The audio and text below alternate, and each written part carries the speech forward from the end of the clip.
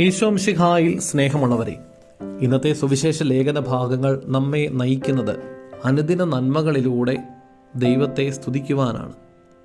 കൊറിന്തോസുകാർക്കെഴുതിയ ലേഖനത്തിലൂടെ പൗലോസ്ലീഹ നമ്മെ ഓർമ്മപ്പെടുത്തുകയാണ്. നിങ്ങൾ ഉദാരശീലരാകേണ്ടതിന് ദൈവം നിങ്ങളെ എല്ലാവിധത്തിലും സമ്പന്നരാക്കുകയും അത് ഞങ്ങളിലൂടെ ദൈവത്തിന് കൃതജ്ഞതാസ്തോത്രമായി പരിണമിക്കുകയും ചെയ്യുന്നുവെന്ന്.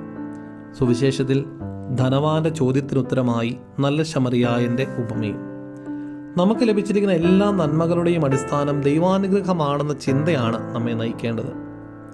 ലഭിച്ചിരിക്കുന്ന എല്ലാ അനുഗ്രഹങ്ങളും, അത് ധനമാകാം, കഴിവാകാം, ആരോഗ്യമാകാം, മറ്റെന്തുമാകാം, ഒക്കെ മറ്റുള്ളവർക്ക് പങ്കുവെച്ച് നാമും അനുഗ്രഹമായിട്ട് മാറണം.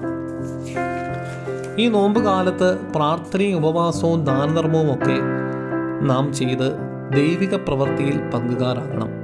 അങ്ങനെ നാം ദൈവത്തിൻ്റെ കരങ്ങളായിട്ട് മാറണം. നല്ല ശമറിയായനെ പോലെ കൂടുതൽ ചിലവാക്കാനുള്ള മനസ്സന്നദ്ധ പ്രകടിപ്പിക്കാൻ മടി കാണിക്കരുത്. തിരികെ വരുമ്പോൾ കൂടുതൽ ചിലവായിട്ടുണ്ടെങ്കിൽ അത് ഞാൻ നൽകിക്കൊള്ളാമെന്ന് പറയുന്ന ഒരു എക്സ്ട്രാ സ്റ്റെപ്പ് എടുത്ത് വെക്കാൻ, സാധാരണ എന്നതിനേക്കാൾ ഉപരി നമ്മൾ കൂടുതൽ ഒരു നന്മയിലേക്ക് നയിക്കപ്പെടുവാൻ നോമ്പുകാലം നമ്മെ സഹായിക്കട്ടെ.